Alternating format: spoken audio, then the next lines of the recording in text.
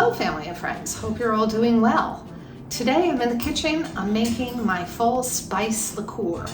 It is fabulous for around the holidays, around Thanksgiving time, to just have in a little pretty liqueur glass and enjoy maybe over ice cream or in your coffee.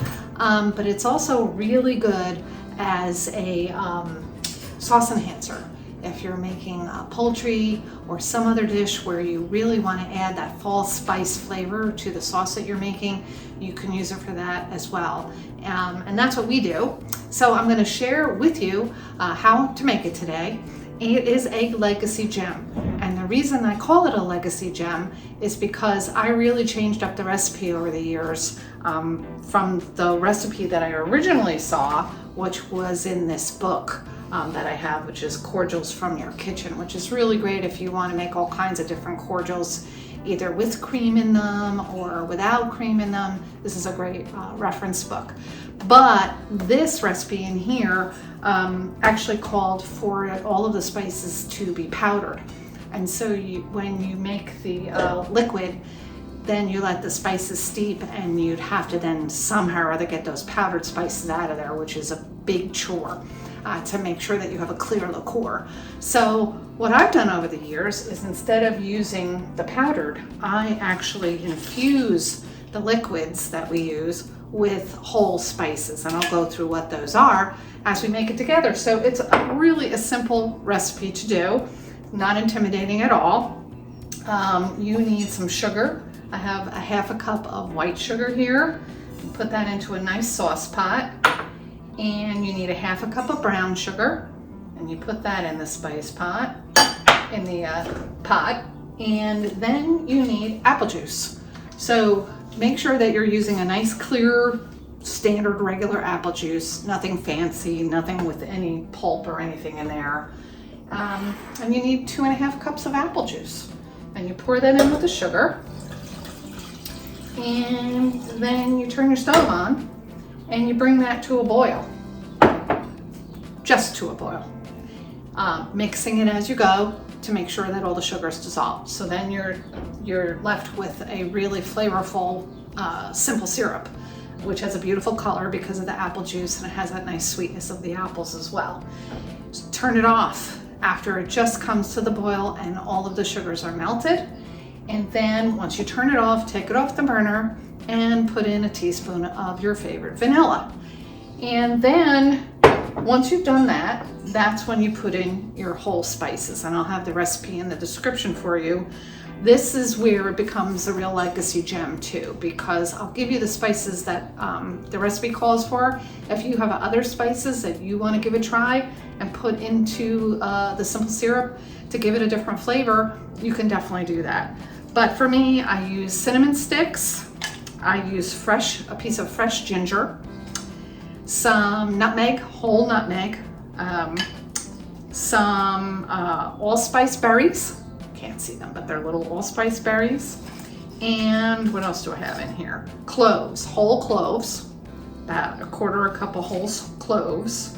And lastly, this time it's not in the recipe, but since it's a legacy gem, I can do whatever I want. I'm putting in some star anise. And this is a great way to use up all the small pieces of star anise that might be in your supply. You know, you save the really nice whole beautiful ones for something special, and you need something to use the smaller pieces in. This is a great use for that.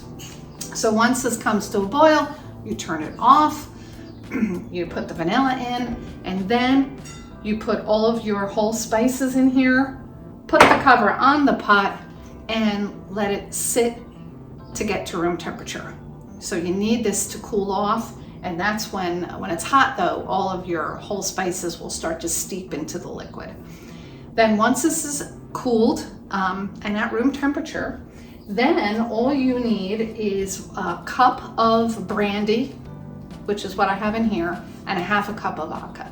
So you can just go to the store and buy an inexpensive regular brandy and whatever kind of also inexpensive vodka. It has to be 100 proof vodka though, so make sure it's 100 proof. So you would mix your alcohol here, put your liquid with all the spices into a nice jar. I sometimes use a jar that's got some color to it just to keep the light out of the jar. You would put your simple syrup and spices in with the alcohol, cover it up, and then put a towel over it, put it in a dark place, and let it sit for a month. That's all you have to do. At the end of the month, you take it, you strain out all the large pieces of spices, put it in a beautiful bottle, and you have your fall spice liqueur. So simple as that.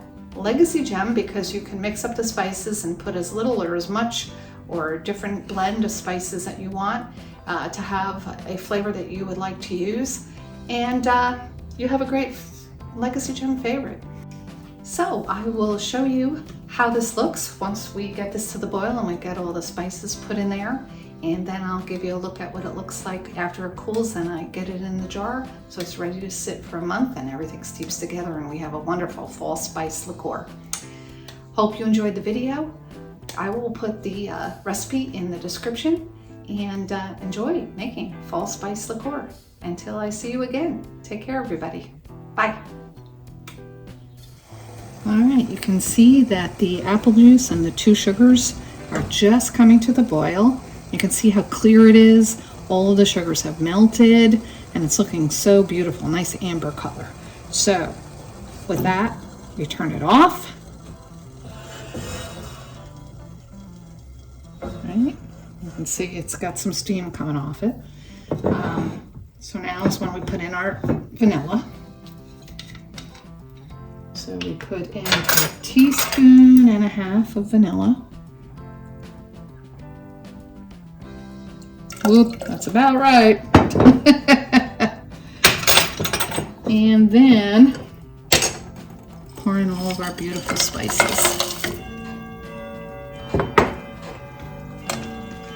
Give it a little stir, and it's as simple as that. These are all going to start to steep in here. Cover it, get it off the heat, and that's it until it becomes room temp. All right, I hope you guys are still with me. The pot has cooled, the liquid is nice and room temperature. I use a slotted spoon to take out the bigger pieces of spices before I actually pour it into the jar with the alcohol. So we've done that, and that's all we have to do is pour this off right in with the alcohol.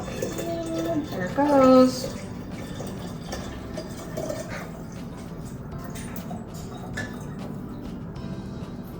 Make sure you get all the spices that are in there.